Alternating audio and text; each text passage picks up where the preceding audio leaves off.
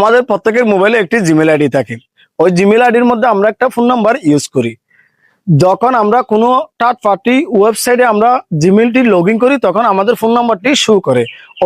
ওইখান থেকে নাম্বার নিয়ে যারা প্রতারক তারা আমাদের সাথে প্রতারণা করার চেষ্টা করে এবং আমাদের ওই লগ ইন করা ওয়েবসাইটগুলো হ্যাক করার চেষ্টা করে। তাহলে আমরা ওই নাম্বারটি কিভাবে, যাতে থার্ড পার্টি কোনো মানুষ, কোনো হ্যাকার না দেখে এই কাজটি কিভাবে করব, আজকে সেটি দেখাবো। আমার প্রোফাইলে আমি সবসময় টেকনোলজি নিয়ে ভিডিও দিয়ে থাকি। আমার প্রোফাইলটি ফলো দিন। তার জন্য আপনাকে সেটিংয়ে যেতে হবে। সেটিংয়ে গিয়ে গুগলে যাবেন, গুগলে গিয়ে অল সার্ভিসে যাবেন। অল সার্ভিসে গিয়ে নিচে একটু স্ক্রল করবেন। নিচে স্ক্রল করে ফোন নাম্বার শেয়ারিং, এটা আমার অফ করা আছে, আপনারও এটা অন করা থাকবে। এইভাবে অফ করে দিবেন।